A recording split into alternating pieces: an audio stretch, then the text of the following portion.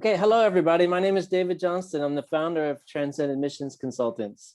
We've been helping people apply to graduate schools since 2010. There's even somebody here that was one of our first clients in the first year. I won't say who it was. I won't say who the old guy is here.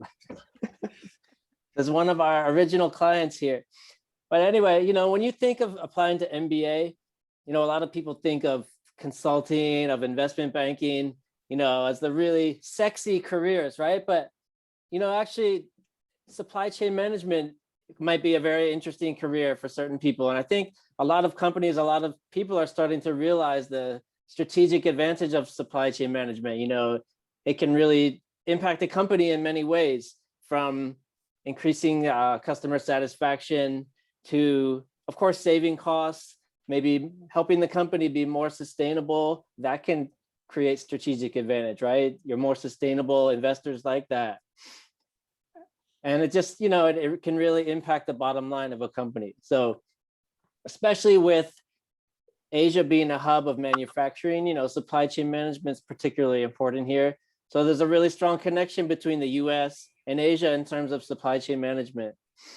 So I think it's a really interesting field that a lot of people may want to consider, whether you're applying for MBA, whether you're applying for maybe a master in supply chain management. Hopefully this conversation we have today can give you some insights into what it's like to study and work in this field. And maybe you can really seriously consider this career.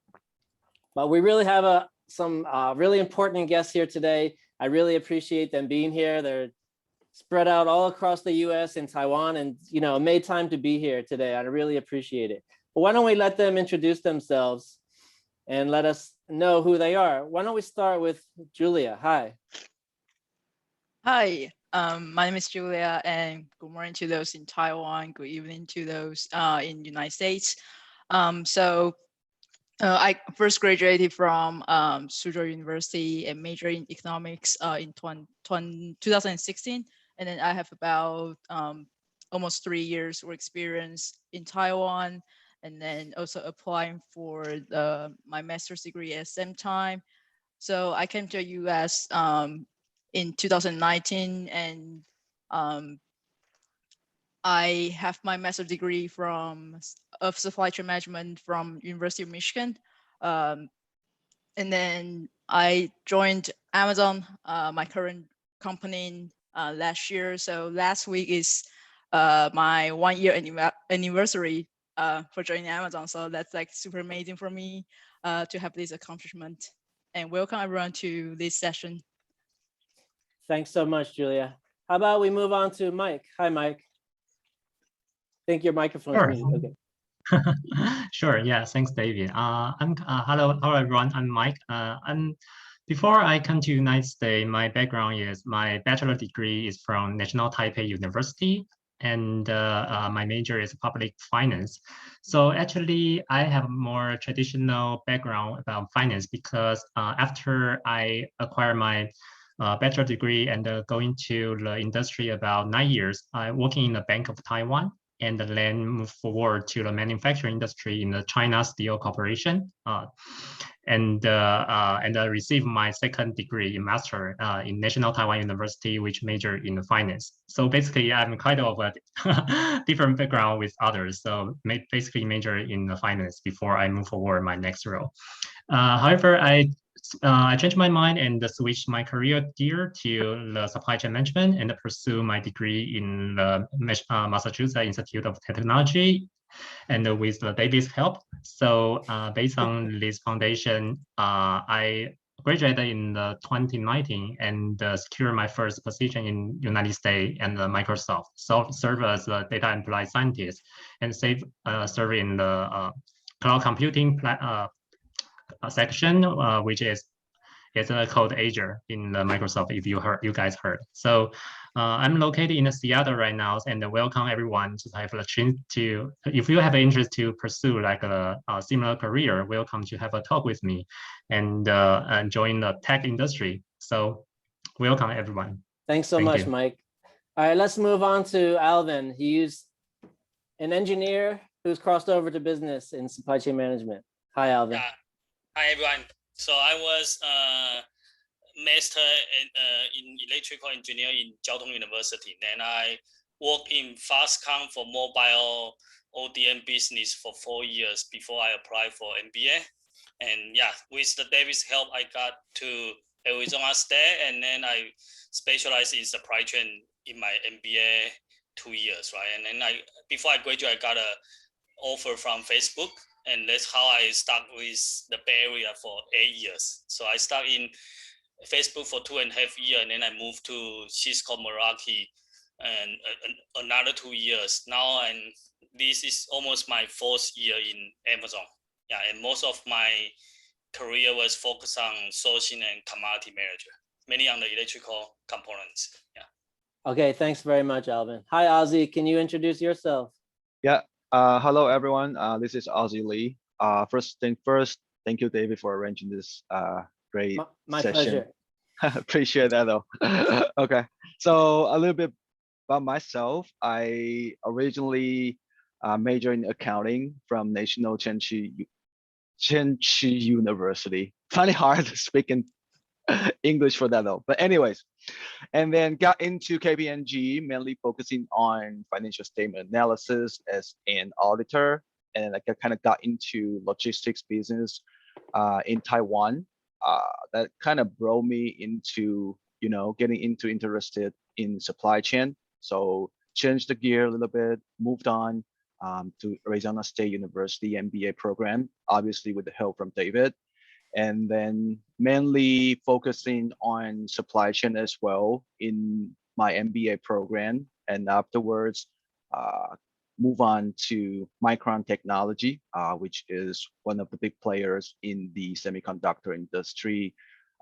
Actually started working in the US at Boise, Idaho for 1 year, and was in a rotation program, and later on got moved back to Taiwan. So I'm right now located in Taichung. That's pretty much about me. And then I look forward to connecting with you in this session and maybe in the near future. Thank you. Okay, thank you very much. Maybe we can first talk about like the education part of supply chain management.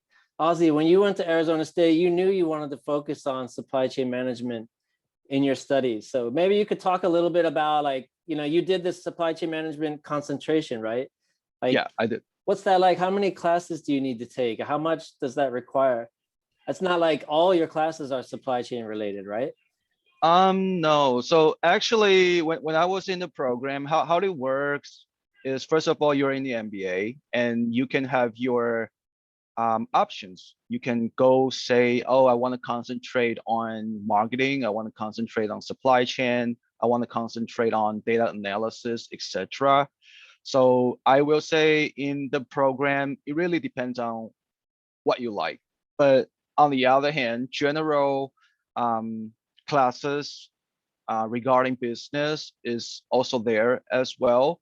So when I was in the program, I was like, yeah, it was really a great opportunity. I first of all took all the classes kind of from a general business standpoint, and also selected supply chain as one of my major concentrations. So in terms of how many classes, I would say probably 4 to 5 classes per day.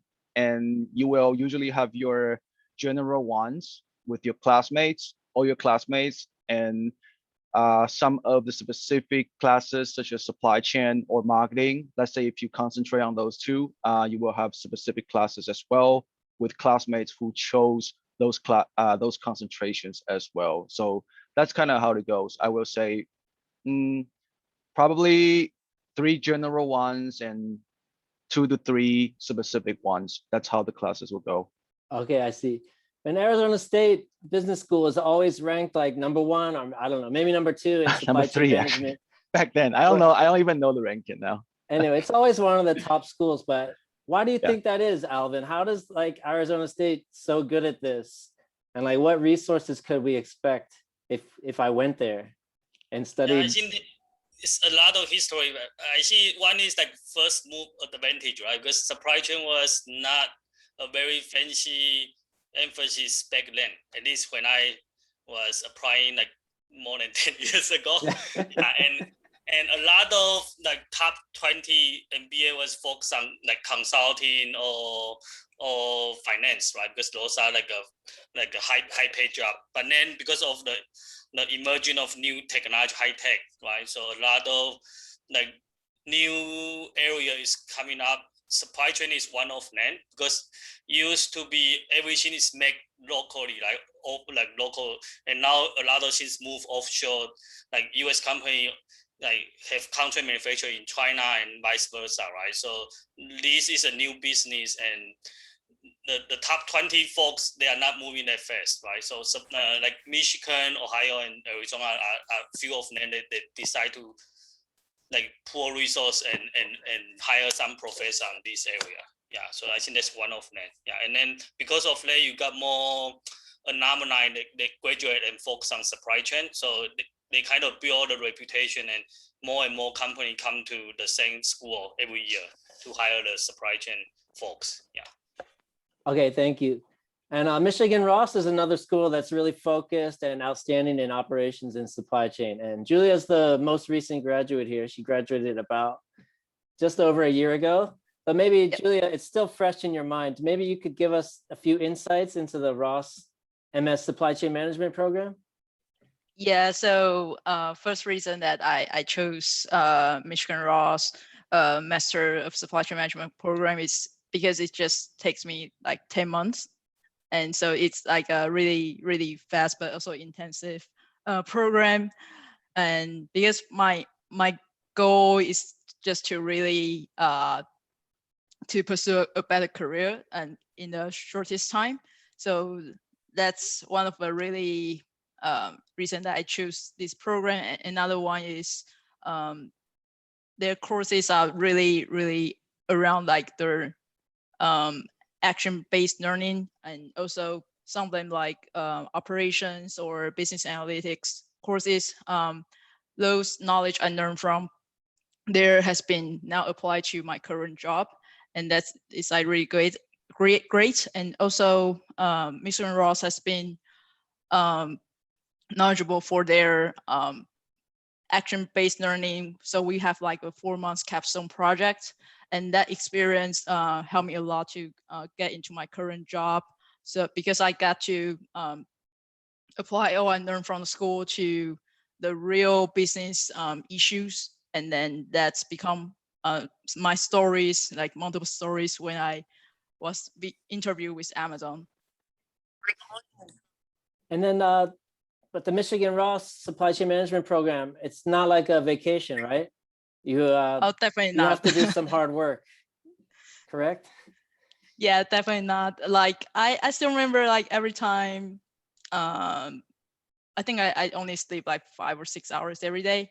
And most of the time I just work on like homework and then tests and lots of projects, and also networking a lot, like hell on LinkedIn, and also try to improve my interview skills, which is also a very important part. And also the small talks, like by attending multiple social events, and that was also really important to nail the interviews.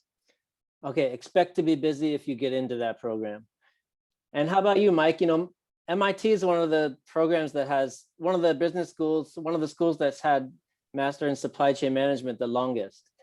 The program has a lot of history and alumni. Maybe you could share something about the program that we wouldn't find on the website.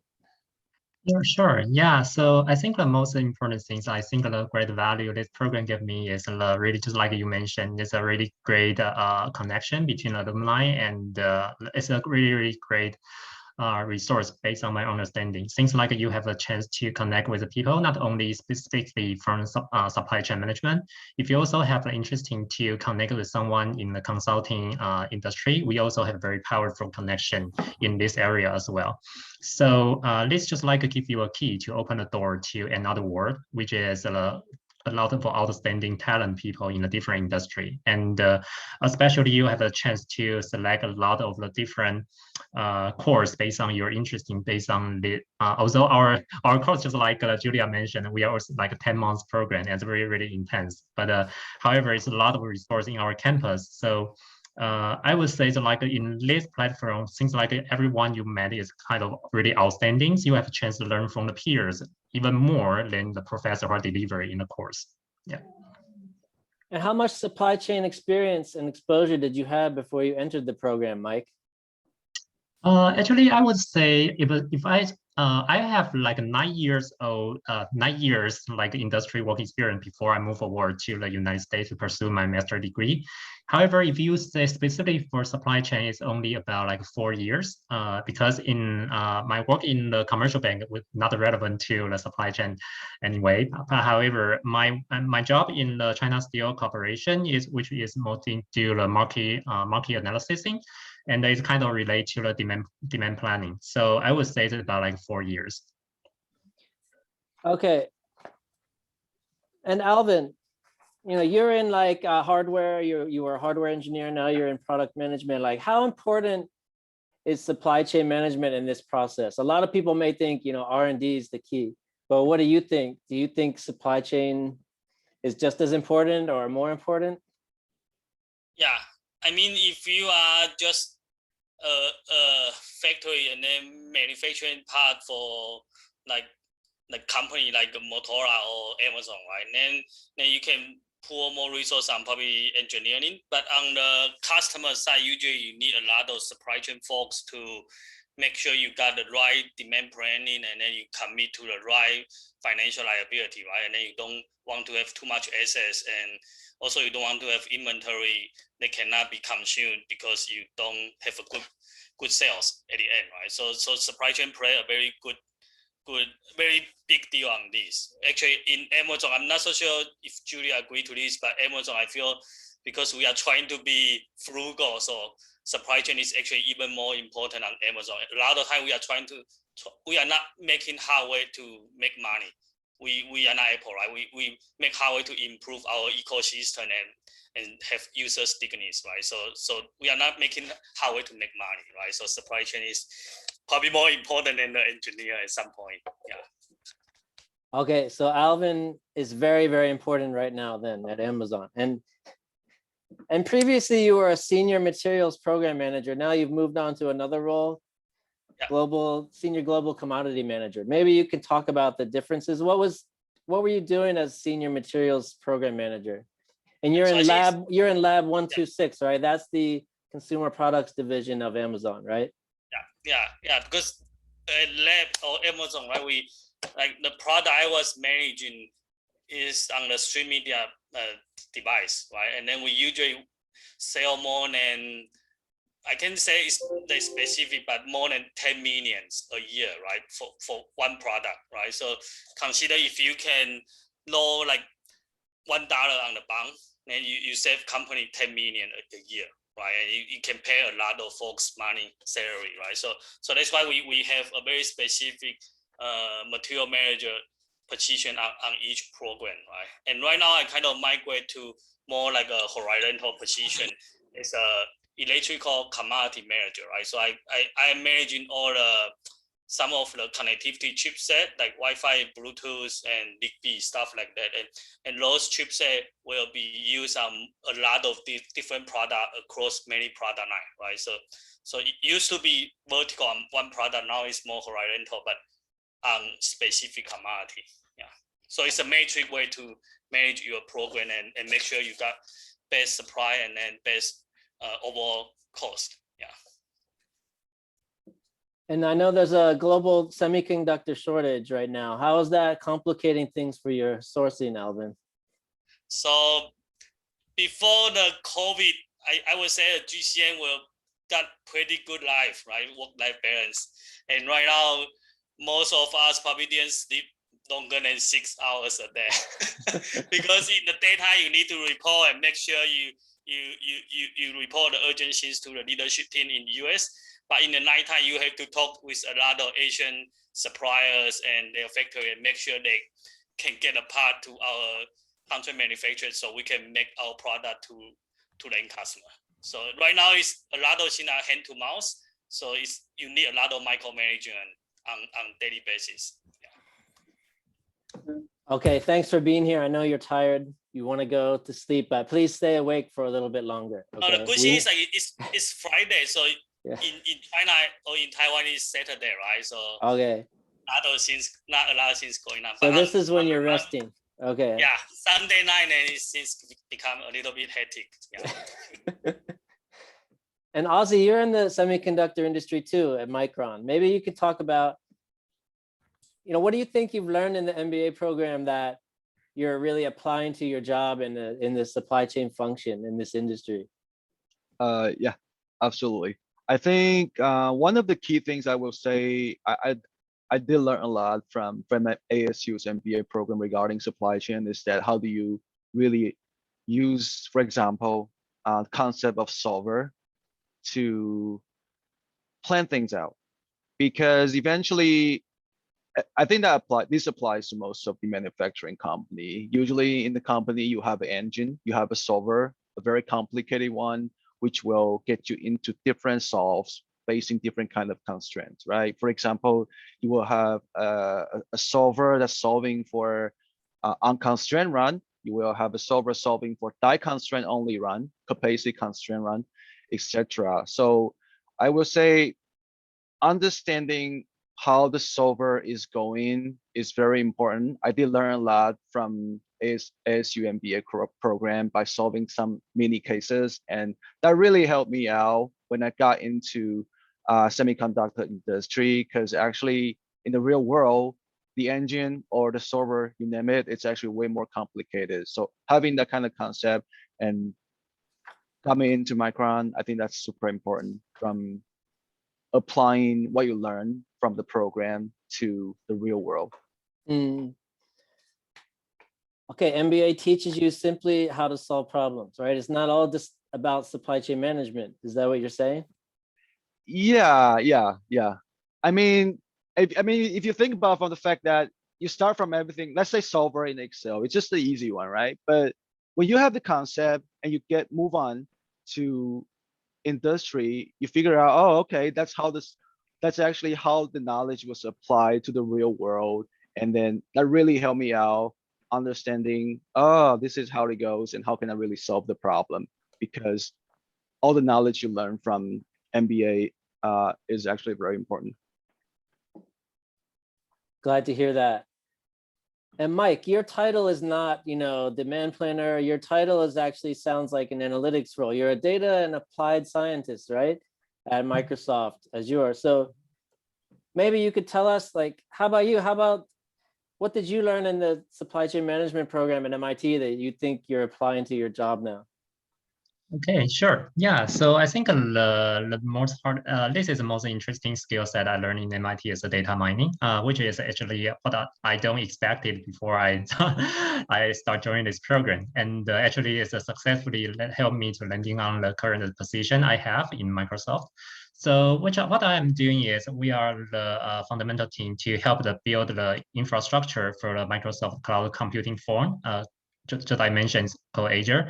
And Microsoft just announced that we set up another new data center in Taiwan recently. So basically what we do is try to do the demand forecasting based on our projection, based on our market survey, and based on historical demand usage. And we put it into our quantitative model to use the statistical way to generate the midterm forecasting to the next 12 to 24 months to predict how much the demand this may be generated in a specific area. So actually what I'm doing is to generate the midterm forecasting about the whole globe, which include about like 63 data center across like the whole world. So I'm handling the standard storage at this point, which is include the huge tons of the data center storage in the Microsoft right now. So basically this role is you need to have some business industry knowledge, and you also need to have some data analytical skill set, so you can apply what your skill set in the real business world, just echo Ozzy's mentioned previously. Yeah. And that's basically what MIT gives you, is that right? They teach kind of a combination of business knowledge and analytical skills in the program?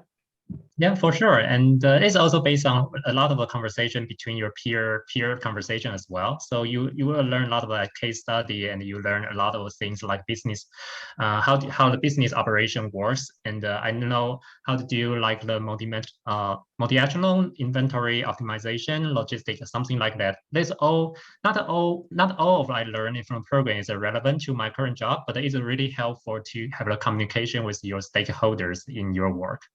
Mm. Thank you very much, Mike. And let's Sure. move on to Julia. You know, somehow Julia, she finished her program at Michigan Ross. COVID happened, so that impacted her studies. That impacted her job search.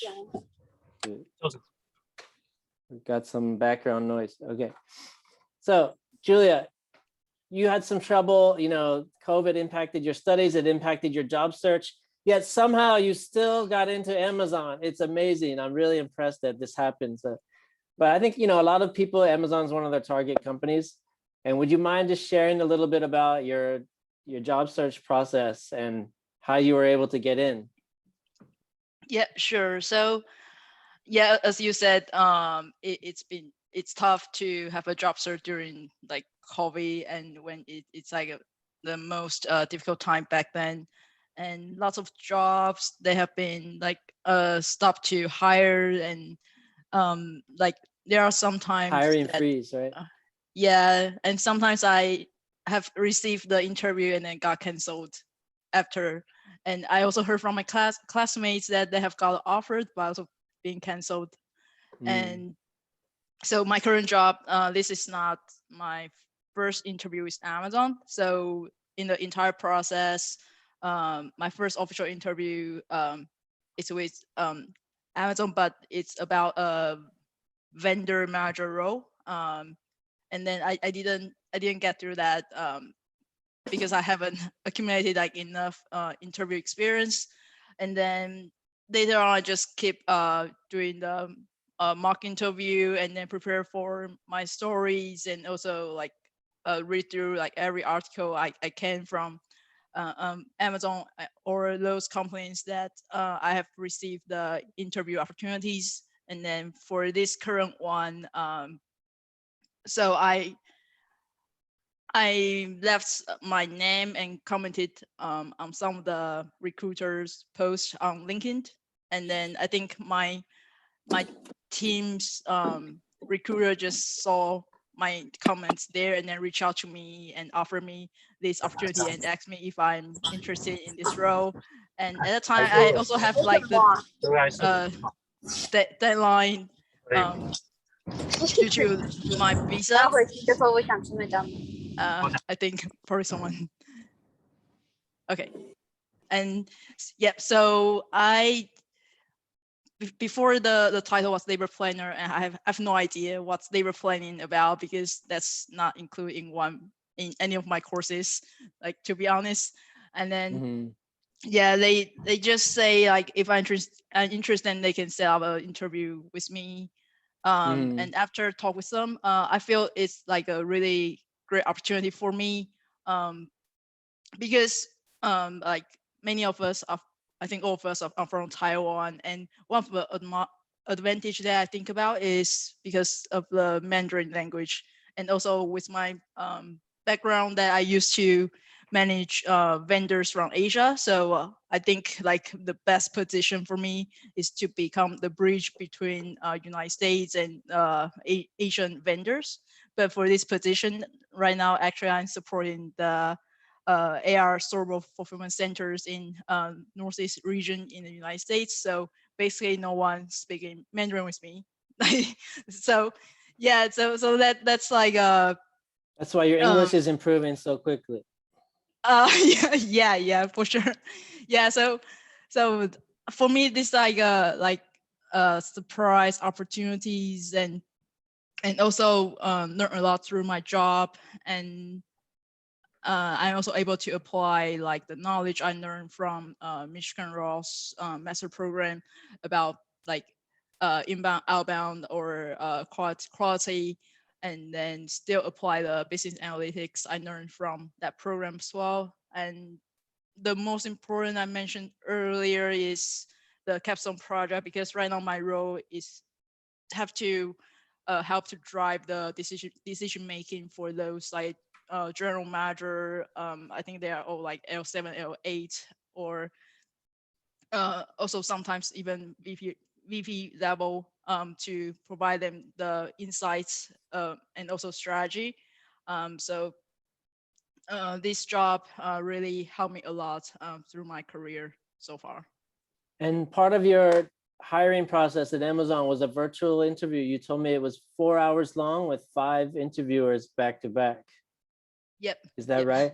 Is that That's normal? right. Is that something normal I may expect to face with an Amazon hiring? Yeah, no more in Amazon. Alvin say yes. Okay, so that sounds like a marathon. Alvin, have you been on the other side of that? Were you ever one of those 5 interviewers who tortured someone for 4 or 5 hours? I do several times, yeah, and Amazon, like, it's like the interviewer and interviewee are both very well prepared, right? And then the interviewer, they need to type when you were speaking, and they need to meet up after the interview, right? So they need to have very well taken note, Yeah, to provide the feedback. Yeah, so it's a very intense. I think mine is even more intense. Yeah, mine is like 6 interviewer, and then each one is like 45 minutes. Yeah, and you only get like probably 15 minutes after 2 interviews, every other interview. Yeah, so it's quite intense. Yeah. also it was too easy for Julia. She should have had another 1 or 2 hours. Okay. No, But- it's definitely a difficult process for me, and I also add on the small talks. It's also part of an important process for me to nail this interview, because once I was able to open the interest of the interviewer, then I feel the further discussion just went very well. Okay, so this type of interviewing is tricky. You got to be prepared for everything, for the questions, talking about the leadership principles, right? But also, what can I say to just connect with this interviewer, right? To make them like me. That's what interviewing is really all about. Make them like me too. And I guess you must have done that successfully as well, Mike. But I want to ask you, your job search was fairly recent as well, Mike. It was only about 2 years ago. But do you get the sense that supply chain management jobs, are there a lot of them? Is it particularly difficult? Is there a lot of potential in this area in the US?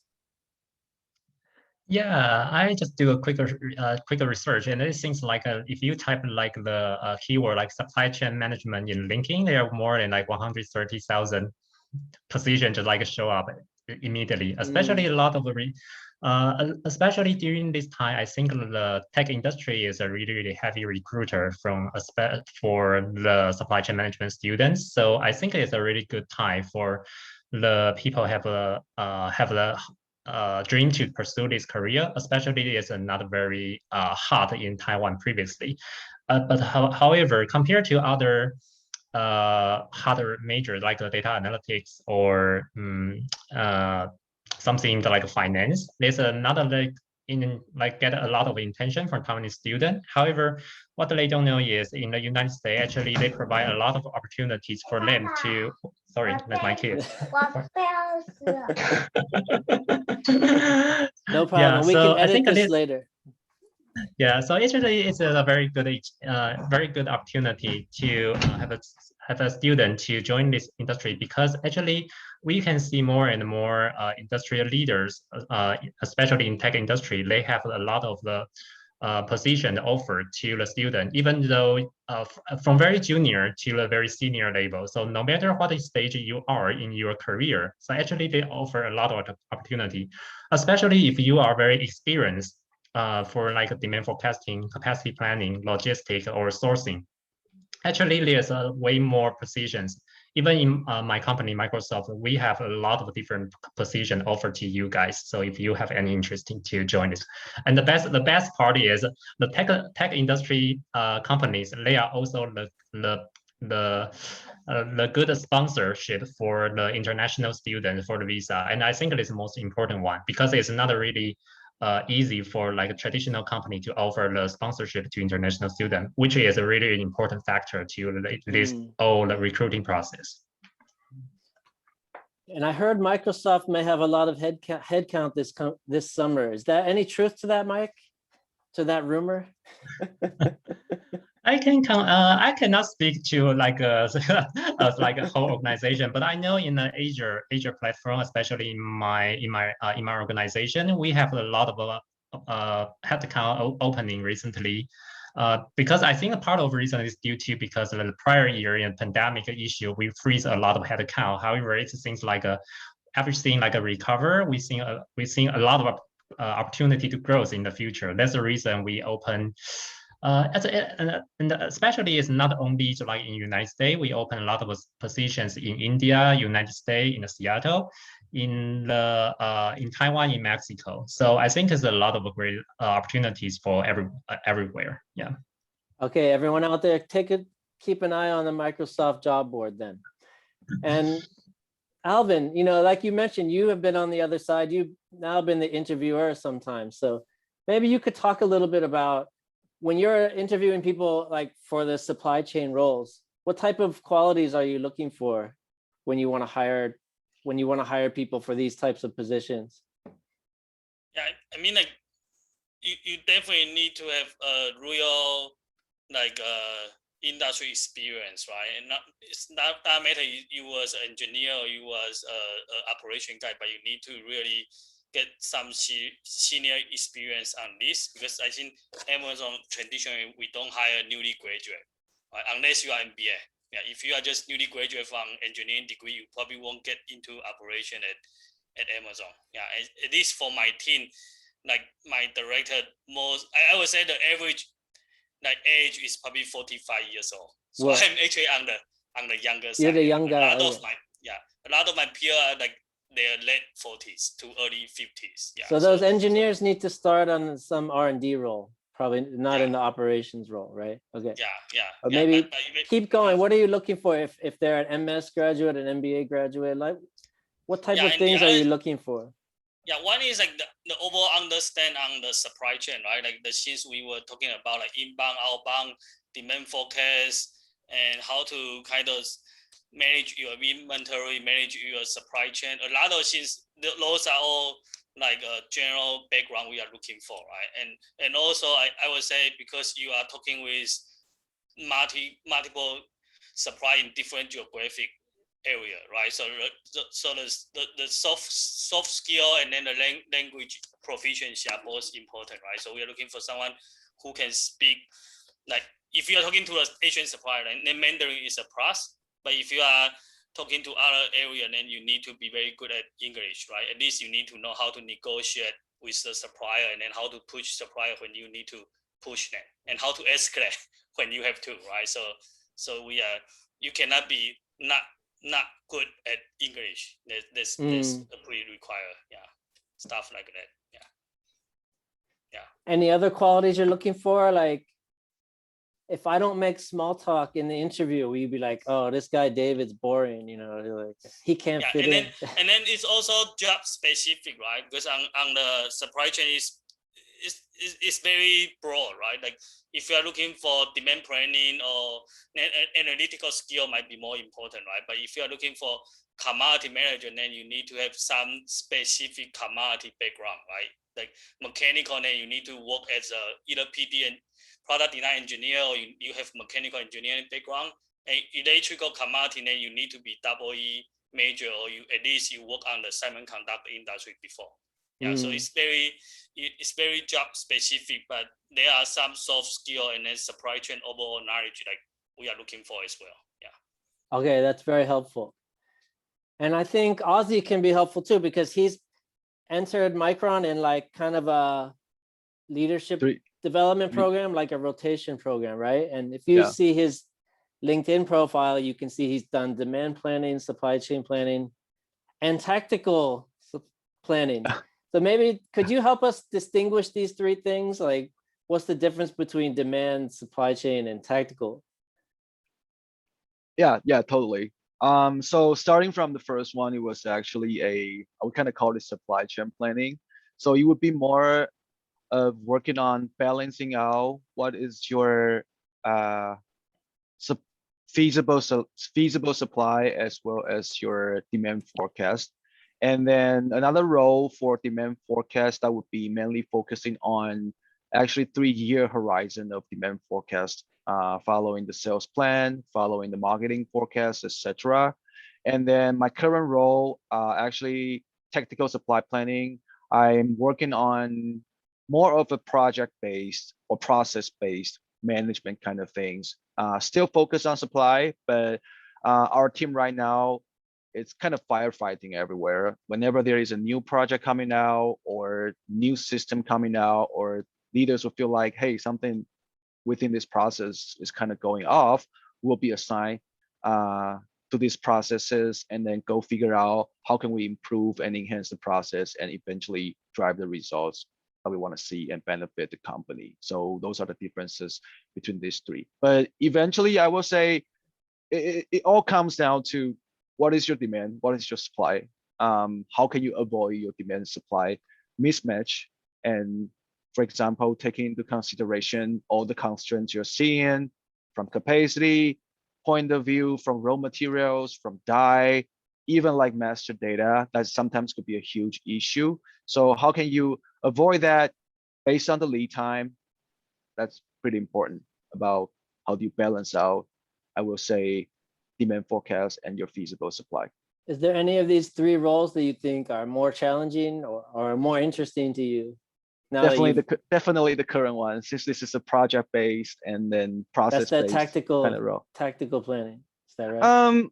We actually had actually technical supply planning in Micron in Asia is it's a very huge organization. We got multiple functions. For example, subcom forecast function under it. We have execution team deciding what to firm within the 2-3 weeks from the manufacturing plan. And for me, I'm right now in this kind of transformation team under technical supply planning realm, focusing on supply related projects and project and processes management kind of things. And when you're doing the demand planning, you're really trying to, the bottom line is trying to understand, can you really fulfill the sales plan, right? That the sales and marketing created. So yeah, like what's the hardest part of that in coming up and saying, yes, we can fulfill it, or we cannot fulfill this demand? Like what's the key? The key, I will say the key is when you have a demand. Well, so here's how things goes.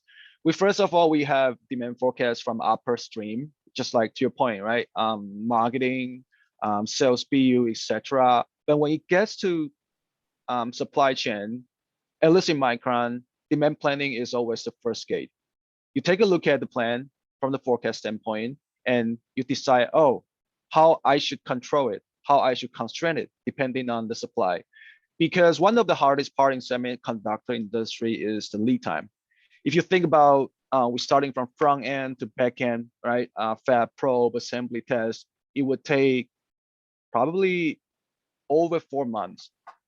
Like when you throw wafer into it and eventually get the output, the lead time is actually 4 months. So how can you plan it? How can you communicate to your sales forecast team and marketing team about, we do need this much of lead time. So when we cannot fulfill your demand, I think we should talk about what your forecast should look like. On the other hand, how do we prioritize? I think prioritization is very important among, I would say, supply chain. Which one you should focus on, which one can be pushed out, which one can be pulled in. Yeah, all these things needs your analytical skills to think about the data and share your insights and communicate cross-functionally with multiple stakeholders in Asia about the supply, in the US about sales and marketing. So I would say that's the most challenging part, but also very important, very interesting, because eventually you build a network, upstream, downstream, you learn from it. And there's some like global logistics problems right now with shipping, right? Due to COVID. How is that complicating your life too? Not really. Okay. What really complicates about my life is substrate constraint actually these days, because I know semiconductor, actually the tech market is actually growing. So some of the substrate, one of the main raw materials we use if you place an order now, the lead time could take 52 weeks. So everything's going pretty tight. Yeah, you can get it 1 year, after 1 year. So it is very important for us to decide, okay, what is the service level? What is our forecast for the full horizon look like? And then you really need to be sensitive and careful about, for example, putting on your subcom forecast. One of the jobs I'm doing these days, because if you forecast not to the point you want, you might lose your capacity. Your subcom might just sell the capacity to some other companies. So it's really a tricky part regarding what's the feasible supply, what's the demand, how can we balance out, and what is the buffer in our plan. Okay, everyone. So you can see Ozzy's dealing with a lot of analytical concepts in his head now. And yeah, when I was talking about this, I'm like, oh my God, I got to think about the process so I can elaborate a bit more better. And I think, Mike, your job is a little bit more technical than the others in terms of data skills. Like you use machine learning and time series to build analytical models, right? So could maybe talk a little bit about that, like the type of machine learning models you're using? Actually, in my role, we have several different subgroups in my whole big teams. And we constitute about a data scientist and the business analysis, and the other is engineer. So actually, my role was more to business oriented instead of a very technical part. So what the machine learning approach we adopted is the time series model, which is based on the which is not a very relevant to the traditional time series model, and developed by the data scientist team. So I will not dive into too much the technical. However, which is we have a very great a great group, which is have a major background from the mathematics and physics, something like that. So what they do is try to find some of the features that can apply to the real world and try to find a good input to our models. And I think the way we started to think is in how to apply this complicated theory to apply to a real world, because sometimes the theory is really good, however, it is really not working in the real world, especially for the cloud computing world. Everything is evolved so quickly. Sometimes you find that there is a very good solution and it's a very great forecasting performance. However, it does not work in the next month because something event happened or something broken. So actually, what we are trying to do is try to find the balance between the historical data and what is the external signals we can put together and to see which one and how to balance these two and put a weight in these two different factors, and try to find which one is more reasonable or feasible on our whole supply chain perspective. So I would say although we will learn a lot of fancy machine learning techniques in the master program, however, in the real world, sometimes a more simple way is more effective, like linear regression or something like a traditional time series model like ARIMA or something is actually really, really effective. Yeah. So is it fair to say you just need to understand how those models work, but you don't really need to build them yourself usually, because the applied scientists do that, the data scientists do that? Yeah, actually, so my role is more try to make sure the data scientist team's model can be generate the business impact instead of only develop something in the in the air. So we really want to we generated a model and actually it can affect any business decision from leadership. So what we try to do is deliver. So okay, you can see the forecasting performance improve, and so what? So what is the next action we should take for the next step to can improve?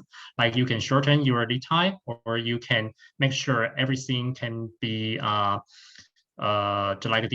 deliver what you want to result more quickly or efficiently, something or save more capex on the from finance team. So you want to figure out how to, when you invent something, and what is the meaning for the business impact. So instead of just develop something very fancy, but actually it's not really useful in the real world.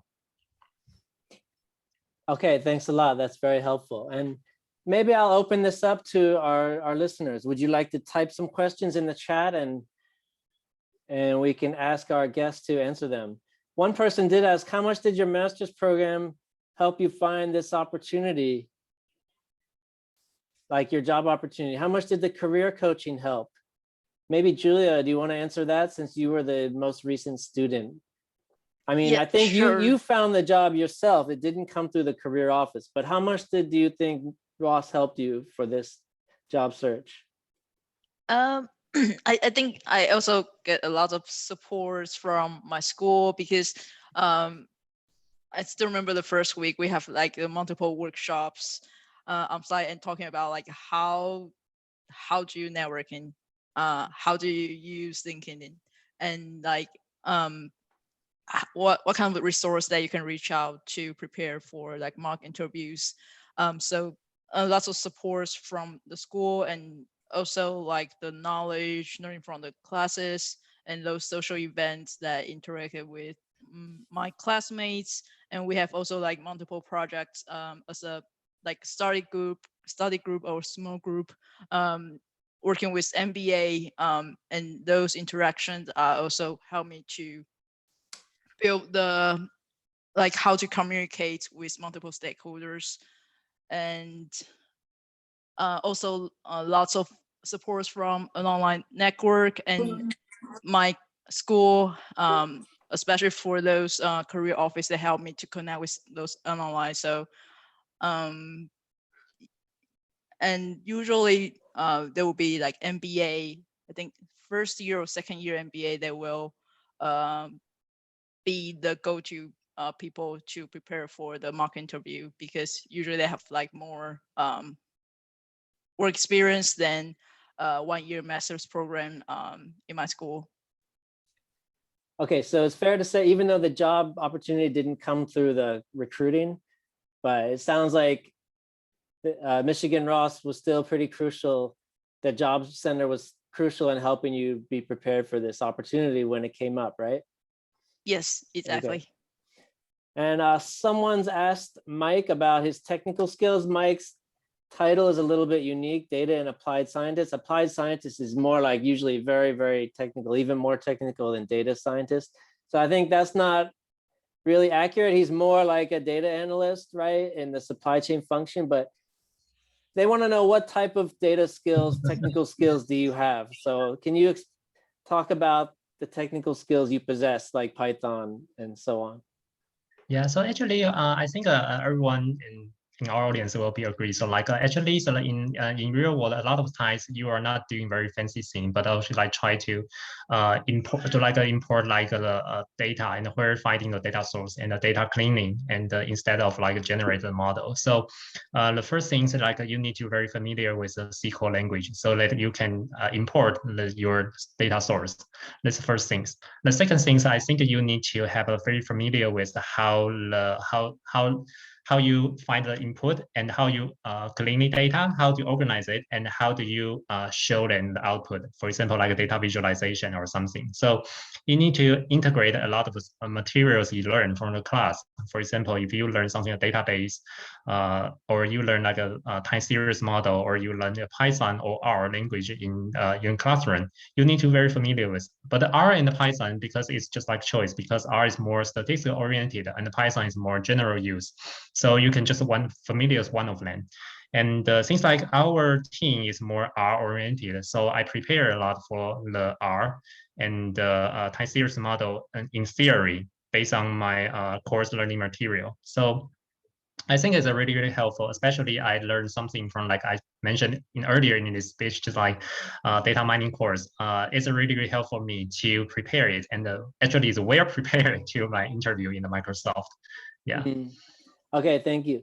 And Alvin, when you're hiring, like, do you test people's data skills? How much do you care about whether people know Python and so on? It's a good thing, like for commodity manager. You don't need to learn how to write a software. Yeah, we probably value more on the soft skill, but we do need to have some basic knowledge on the Excel for sure, right? You need to know how to do we look up and need to know how to do the pivot table, right? Stuff like that, because you need to do some data mining. Yeah, but not like you need to write a software there. Yeah. Okay, so not every supply chain role is so analytics heavy like Mike's. Okay. I think Ozzy will agree with that, right, Ozzy? Yeah, I think eventually when you get to all these kind of big companies, that everything's there. You don't really have to develop any model. It's probably not your job in the beginning, but point being, how can you interpret the data and the trend from the system, identify the problems, share the insights to your leadership, and collaborate with people to resolve issues. That's, I will say, for supply chain, that's definitely one of the biggest skill and the value that we add into end-to-end supply chain, even the whole company. Yeah, just to add on, the point being, you need to know how it works, and what's enable you to know how it works. You learn it from school, all these kind of things. So that's kind of my take. Okay, thank you. And someone else asked the question, Mike, because MIT has a residential and a blended program. Is there some advice you would give people which one to choose? Yeah, so I would say that currently, based on my knowledge, because our professor is changed like for 1-2 years ago. So I think currently the residential program were way more like preferred to recruiting someone has a more younger experience in the industry. And for the blended program, they are way more like prefer some have a very like maybe 10+ years working experience, especially you are very, very good in a specific industry. And based on my understanding, all the blended students, they are very, very professional, and even they are a recruiter from their companies. So I would say it's like the background is really, really different. And for the blended program, all of the students already have a very, very heavy commitment. They already accomplish all of the online course it's a very intensive course, maybe take you about like 1.5 years. So if you don't want to make this heavy commitment before to pursue this degree, but you rather to choose like a GMAT or GRE and select like MIT just like one of your option, I don't recommend you directly go for the blended program because it makes your options very limited. However, if you are more younger and you want to have something experience to learn from younger peers, I would recommend you go for the residential program.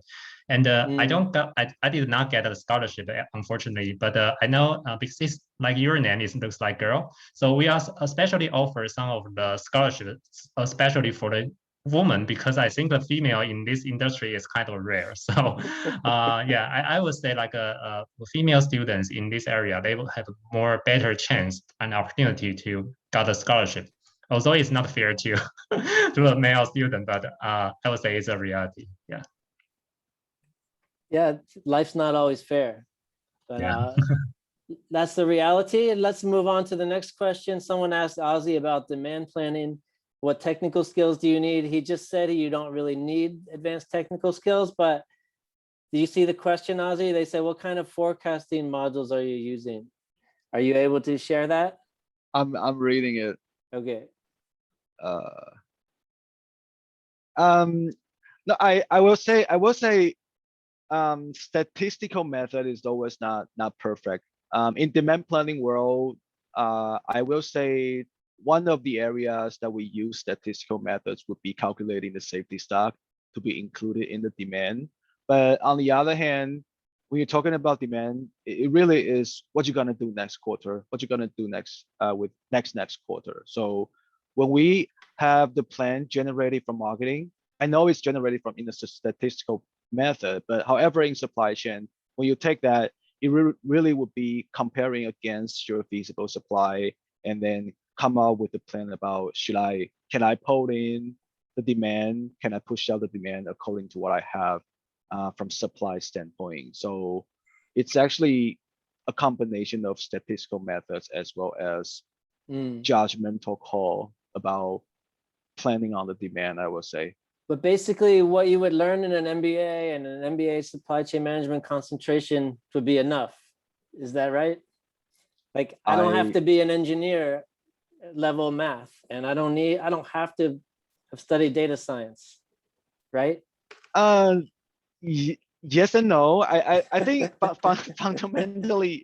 fundamentally, no matter what kind of background you have, supply chain is supply chain. It's like I said, it's how do you avoid demand and supply, right? So, of course, you have engineering background when you get into manufacturing industries that will help you more, or IE kind of background. But like I said, essentially, it's really the supply chain knowledge. How do you use this knowledge to plan on demand and supply and balance it out? Okay, thank you. And someone does have a question for our engineer here. They said you mentioned commodities require different hardware knowledge. I noticed you're from a double E background. Do you see any challenges from people who come from business backgrounds and want to be commodity managers? So if you come from a business background and want to be a commodity manager, do you think that's difficult?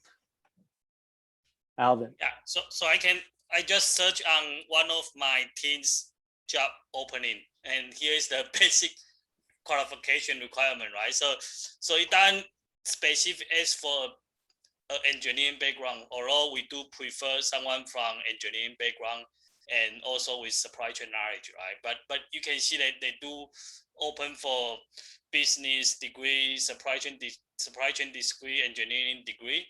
But you do need to have a working knowledge, right? Means that you have a real-time working experience in the semiconductor industry. Yeah. So yeah, the answer is like you don't necessarily need to be an engineer before. Okay, but you said the key word is we prefer. Yeah, we do prefer. Yeah, because we want someone who can come in and start get the shit done instead of we need to babysit. Yeah, but different company, like some of the startup or a smaller company, they will be more open-minded to take someone without real like engineering background, right? And they will have the more willingness to tolerate the mistake they can make. But not Amazon, yeah. So it's just case by case, yeah. Okay, I see. Thank you. And we have a question for Julia about the timeline for job searching. You know, like you said, the supply chain management program is only 10 months, very intense. So what's the timeline look like for job searching? Like when you're studying, or when do you start after you graduate? How much job searching do you do during the program? Yeah, I would say I started from the first day after I landed in Michigan. And then it also depends on, I would say, luck, because my school started from the end of June, and then I heard 4 international students, they have their first job offer in around September. And so usually we will just keep networking and then like apply to a job and like whenever we have time. And then mostly I would just be focused on the international students. So international students usually mostly have their offer around I think March to May in the next year. So it really depends. And for my program, about 90% of the students, they have their job offer within the 3 months after graduation. And before COVID, I heard the number is about 96%. So it's probably impacted by COVID. Yeah, so that's like the timeline to get a job. And also I want to add on, if you're not able to get like a official offer within 3 months after graduation, you're still able to do some like volunteer projects under professor to kind of like extended the your visa or like grace period, and still looking for the job at the same time. So that's another strategy for job search. Okay, so they're going to keep pushing you and keep helping you, give you a lot of resources. And hey, 90% placement rate during COVID is still pretty darn good, you know. So look, listen to all you guys out there. If Julia can get a job in the middle of COVID, you can get a job. You know, if you put your effort into it, you put your time into it, you can succeed, believe me. So never give up. It's very inspiring to see that. And I think that was the last question, and we're about, after 12. So some people here have kids to take care of, right, Mike? Right, Alvin? But I really appreciate you guys taking the time to talk to us. It's really insightful to hear about your experiences, to hear about the job searching, what a little bit more in depth about what supply chain managers do and people in supply chain function do. So, I learned a lot here. I hope everyone listening learned a lot. I hope it was helpful. So thanks, everyone. Take care, be healthy, be safe, and keep in touch. Okay? Thank you, David. Have a good one. Thank you, David. Thank you, everyone. Okay, see you. See you Bye-bye. guys. Appreciate it. Bye-bye.